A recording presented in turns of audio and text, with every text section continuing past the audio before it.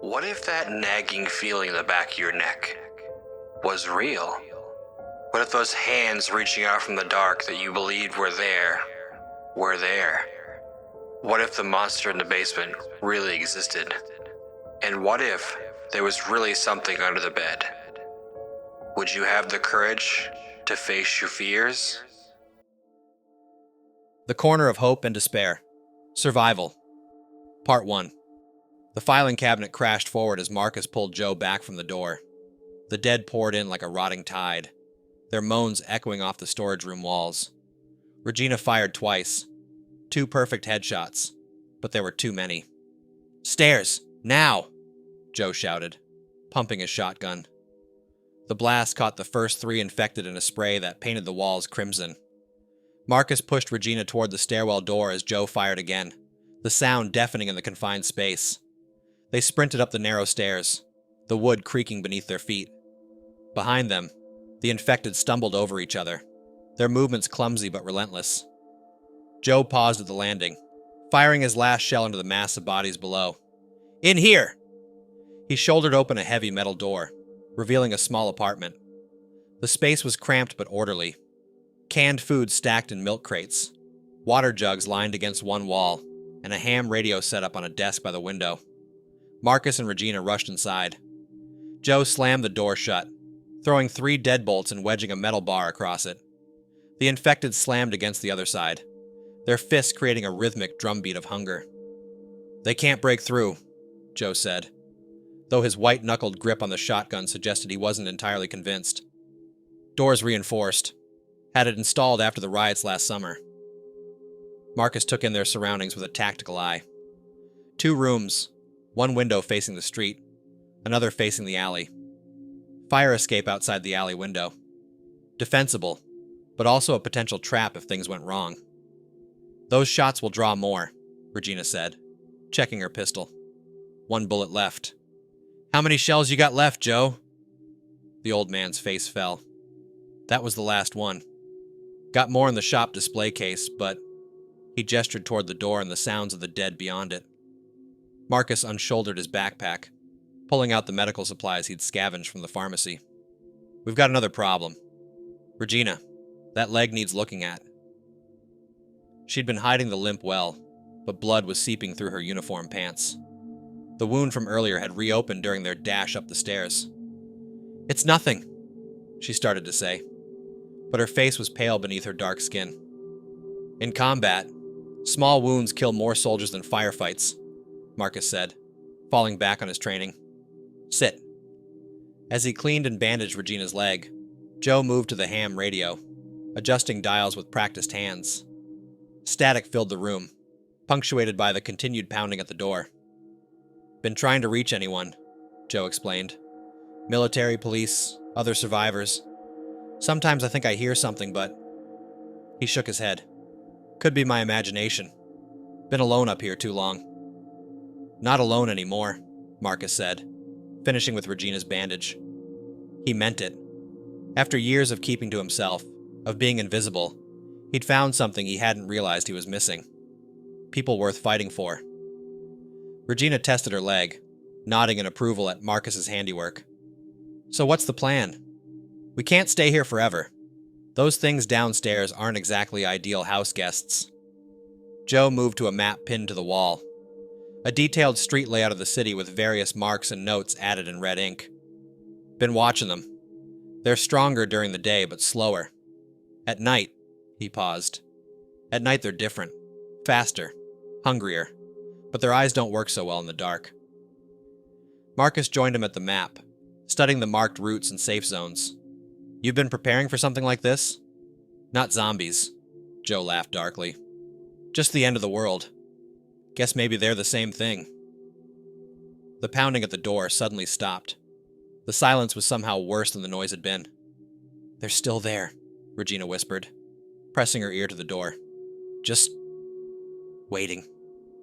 Marcus looked at his unlikely companions. A wounded security guard, a survivalist pawn shop owner, and himself, a homeless veteran who'd found purpose in the apocalypse. They had 1 bullet, no shotgun shells, limited supplies, and a horde of undead between them and freedom. He smiled. He'd faced worse odds in Iraq. "Right," he said, pulling his combat knife from his boot. "Let's figure out how to take back our shop." The dead might own the city, but this little piece of it? This was theirs, and Marcus intended to keep it that way. Part 2. Marcus knelt by the apartment's street-facing window, keeping his body in the shadows as he studied the growing crowd below. More infected had been drawn by the gunfire, forming a writhing mass that filled the street. The setting sun cast long shadows through the canyon of buildings, painting everything in shades of blood and rust. "Found these in my grandson's old room," Joe whispered, setting a cardboard box on the desk. Inside were a dozen Roman candles and a few smoke bombs, leftover fireworks from the 4th of July. Kid was always causing trouble with them. Never thought they'd be useful. Regina looked up from where she was fashioning a spear from a broomstick and one of Joe's hunting knives. "Diversion?" "Better," Marcus said, a plan forming in his mind. "Sound and light draw them, but fire." He remembered how the infected had shied away from the burning buildings earlier. Fire scares them. Joe spread his map across the floor, weighing down the corners with cans of beans. "Shop's got 2 levels below us. Main floor's got the display cases, office, and back room where we came in. Basement's got storage, my workshop, and the old bootlegger tunnels." "Tunnels?" Regina and Marcus asked simultaneously. The old pawnbroker's eyes twinkled. "Building's been here since Prohibition. Previous owner showed me the tunnels before he sold the place. They lead to the old speakeasy 3 blocks over. What's now Murphy's Bar. Sealed up decades ago, but," he tapped a spot on the map, "the wall's thin. Could break through if we had to." Marcus's military training kicked in, analyzing angles and choke points. How many ways into the basement? Just the stairs. Metal door at the top with a good lock. Already got supplies stashed down there. Food, water, ammunition. Was going to be my bug-out spot if things got bad. Joe chuckled darkly. Guess they got bad. The pounding at the door suddenly resumed, more vigorous than before. Something had excited them. Regina moved to the window, careful to stay hidden. Sun's almost down. If what Joe says is true about them being different at night. Marcus nodded. They needed to move fast. Okay, here's the plan. Those fireworks will draw them out front. Once they're distracted, we go down the fire escape to the back alley. Joe, you said there's a window into the basement? Yeah, small one. Used it for ventilation in the workshop. Might be a tight fit. It'll do. We get in through there, barricade the basement door from inside. Clear the building from bottom to top. He looked at his companions. Once we have the high ground, we can pick them off quietly. Save the guns for emergencies. Regina tested her leg, wincing slightly. I can still climb. But what about the ones already inside? That storage room was full of them. Marcus pulled the iodine and bandages from his backpack. Found these at the pharmacy. Joe, you got any alcohol? The strong stuff? The old man grinned, moving to a cabinet. He returned with 2 bottles of high-proof whiskey. Was saving these for after the apocalypse. Guess that's now. We make Molotovs, Marcus explained. Throw them in from the stairwell. Fire will chase them out through the front right into our fireworks show. The building creaked, and somewhere below they heard the sound of breaking glass. The infected were getting more aggressive as darkness fell. We've got maybe 20 minutes of good light left, Regina said, already tearing strips from her uniform shirt to make wicks for the Molotovs. Better make them count. Joe began loading his pockets with fireworks, his movements precise despite his age. Never thought I'd die in this old shop. Don't plan to start now. Marcus checked his knife, then helped Regina to her feet. The former invisible man, the security guard, and the pawnbroker. An unlikely team for the end of the world. But looking at their determined faces, he wouldn't have chosen anyone else. Remember, he said quietly, we're not just surviving anymore. We're taking back what's ours. Outside, the sun slipped lower, and the dead waited in the growing shadows. But for the first time since the world ended, Marcus felt something he hadn't expected to find in the apocalypse. He felt at home. Part 3. The fire escape groaned softly as Marcus lowered himself onto it, each movement calculated to minimize noise. Above him, Regina held the first Roman candle ready, while Joe finished taping the others together into what he'd called a grand finale. The sun had dipped below the horizon, leaving only a faint purple glow to illuminate their work. The dead below hadn't noticed them yet. Their movements were becoming more erratic as darkness fell, heads twitching at odd angles, fingers clawing at nothing. Marcus had seen similar behavior in rabid dogs during his deployment, a thought he quickly pushed away. "Ready," Joe whispered, holding up his makeshift fireworks bundle. Marcus pressed himself against the wall, giving Regina a nod. She struck the match, the small flame briefly illuminating her determined face. The fuse sizzled. The first burst of colored fire screamed into the night, exploding above the infected crowd. Heads snapped up in unison, a chorus of inhuman shrieks filling the air. Regina launched another, then another, painting the darkness with explosive flowers of red and green. The horde moved toward the light, shambling bodies pressing together like a grotesque crowd at a concert. That's when Joe made his move. He lit his bundle and hurled it into their midst. The combined fireworks erupted in a deafening cascade of light and sound. "Now!" Marcus hissed.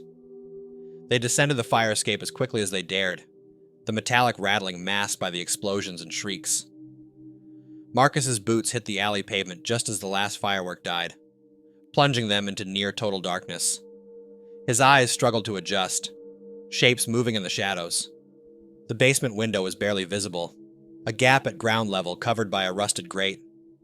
Marcus pulled his knife, working the blade around the grate's edges where years of weathering had weakened the seal.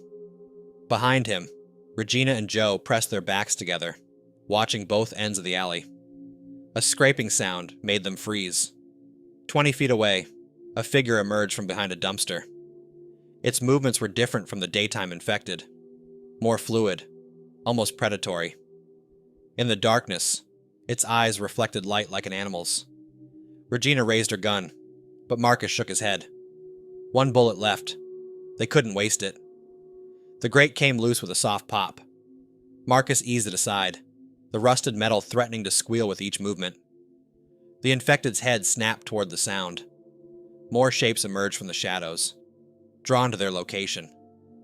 "Ladies first," Marcus whispered to Regina, helping her slide through the narrow opening. She disappeared into the darkness below, then whispered up, "Clear."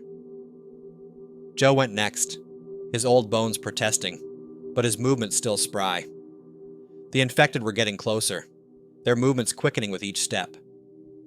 Marcus could hear their breathing now. Wet, ragged sounds that belonged in a nightmare.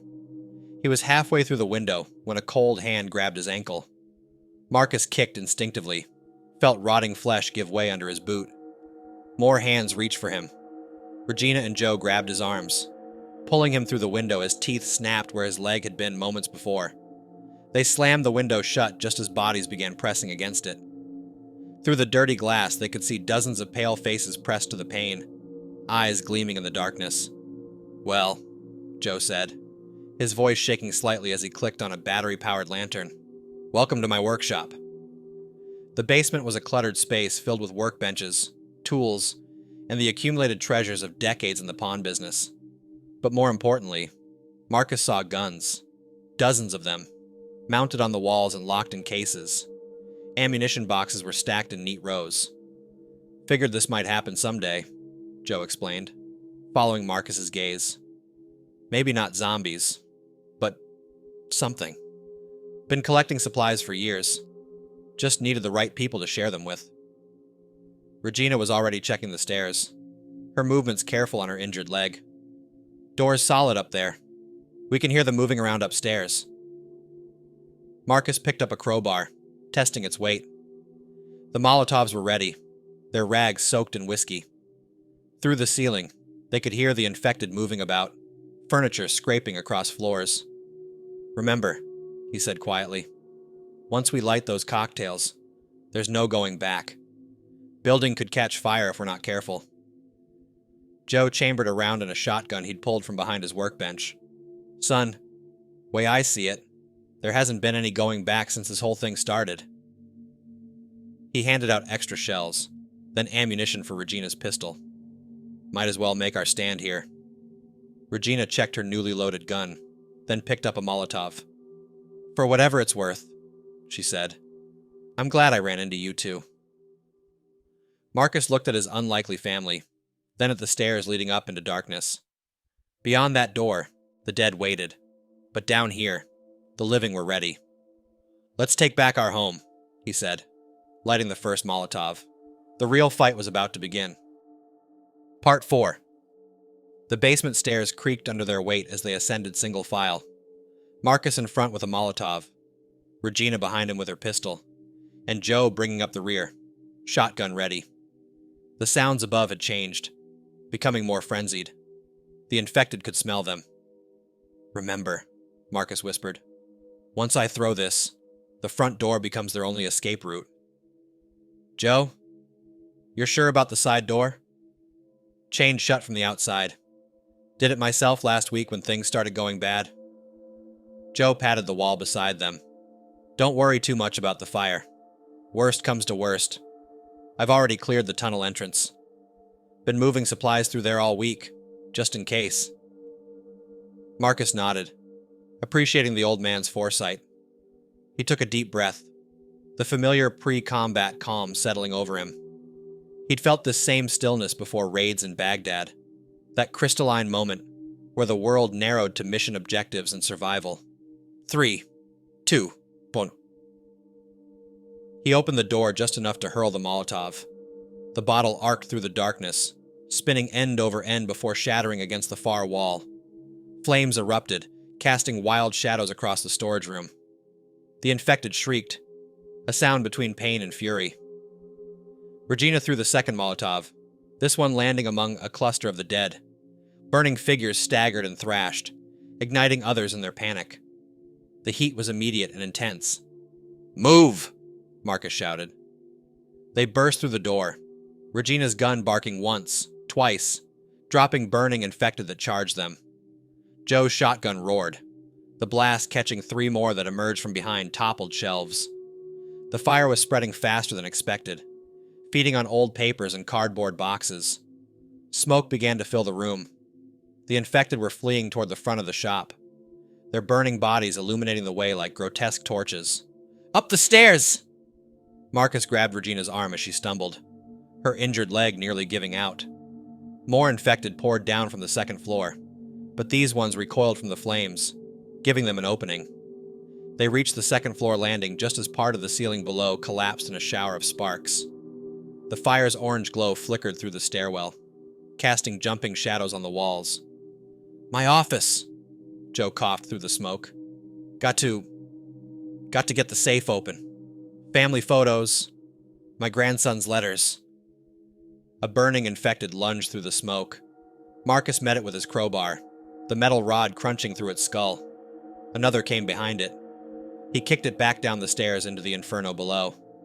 Regina, cover the stairs, he shouted. Joe, how long to get the safe? 2 minutes. Combination's tricky. You've got one. Marcus stood in the doorway, crowbar ready as Joe worked the safe's dial with shaking hands. Regina's gun cracked again, her last bullet, followed by the meaty thud of a body falling. Got it! Joe emerged from the smoke clutching a small fireproof box and something else.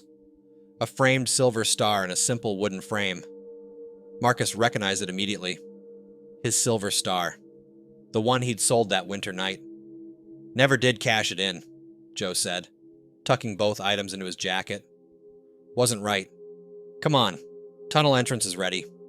Been keeping it clear since I first heard about the outbreak in the hospital. The building groaned. A deep, structural sound that Marcus knew meant trouble. The fire had spread faster than they'd planned, weakening load-bearing walls. Back to the basement, Joe commanded, taking charge of his territory. Got supplies staged down there already. Food, water, ammo. Enough to make it to Murphy's bar. Old Tommy Murphy's got a reinforced cellar that makes Fort Knox look like a cardboard box. Regina slumped against the wall, her leg finally giving out. How far through the tunnels? 3 blocks, Joe said, already helping her up. Used to make the run in 5 minutes back when I was drinking. Might take longer with the tunnel age, but it's better than burning. Marcus smiled grimly, impressed by the old man's preparation. Lead the way, Joe. It's your tunnel. They fought their way back down, the infected above them now trapped by the spreading fire. Joe led them to a section of wall he'd already partially dismantled, revealing the dark mouth of the bootlegger tunnel beyond. A small cache of supplies waited there. Flashlights, water, even a medical kit. Ladies and gentlemen, Joe said, clicking on a flashlight. Welcome to the Underground Railroad, Apocalypse Edition. Marcus took one last look around the basement, their brief fortress in a dead world. Then he followed his companions into the darkness, toward whatever sanctuary waited at the other end of Joe's escape route. Behind them, their building burned against the night sky, a beacon of defiance in a city of the dead. Part 5. The bootlegger tunnel was wider than Marcus expected, evidence of Joe's recent clearing visible in the swept floor and braced walls. Their flashlight beams revealed old bottles still tucked into alcoves, remnants of a different kind of survival from nearly a century ago. Watch your step here, Joe whispered, pointing to a section of newer brickwork. They tried blocking these off in the 60s, but did a piss-poor job. Already took care of the worst of it, but still some loose debris. A distant explosion rocked the tunnel, the pawn shop's ammunition cooking off in the fire. Decades-old dirt rained down from above, but Joe's reinforcements held. Those support beams I put in last week should hold, he said, though his voice was tight. Keep moving. Regina's breathing had become labored, her injured leg leaving a trail of blood droplets despite the fresh bandages from Joe's cached medical kit. Marcus stayed close to her, ready to help if she stumbled. Talk to me, Joe, Marcus called softly. How well do you know the people at Murphy's? Tommy Murphy's an old Marine, like me. Kept in touch over the years. When things started going bad at the hospital, he was the first person I called. Joe paused at a junction, checking marks he'd made on the walls. Left here. He said he was gathering folks. Other vets mostly. People who'd know how to handle themselves. Another explosion echoed behind them, more distant now. The tunnel shuddered but held firm. You've been planning this for days, Regina observed, managing a weak smile despite her pain. While I was working security at that overrun hospital, you were building an escape route. Survival isn't just about stockpiling supplies, Joe replied. It's about knowing when to use them. Marcus taught me that, actually. The night he sold me that silver star. Got me thinking about preparation, about community. They reached a heavy metal door set into the tunnel wall, relatively new compared to the surrounding brickwork. A series of marks were painted above it in red.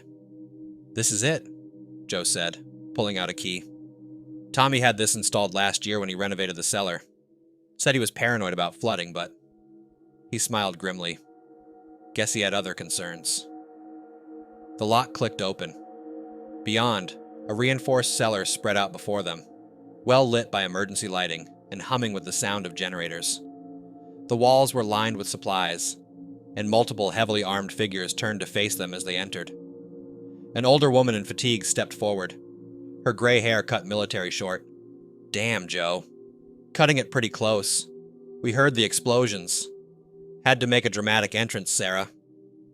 Joe helped Regina to a nearby cot where a man with a medical kit was already approaching. Colonel Sarah Martinez, formerly 1st Marine Division. These are the ones I radioed about. Marcus and Regina. The homeless vet and the security guard? Sarah's eyes settled on Marcus with something like recognition. Joe told us about you.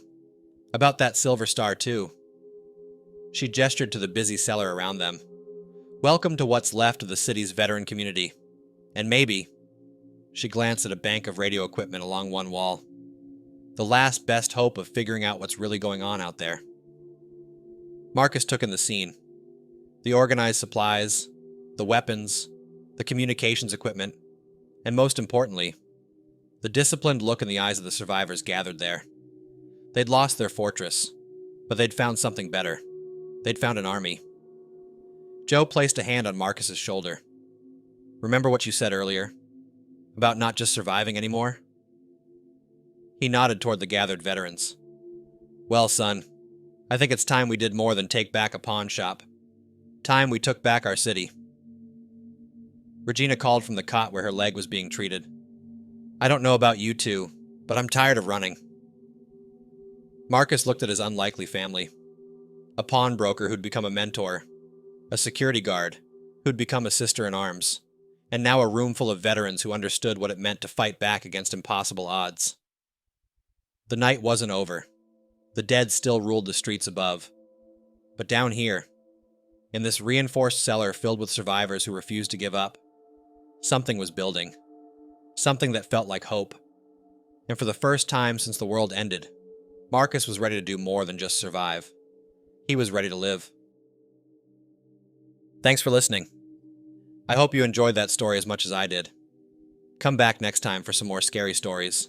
And as always, remember to face your fears.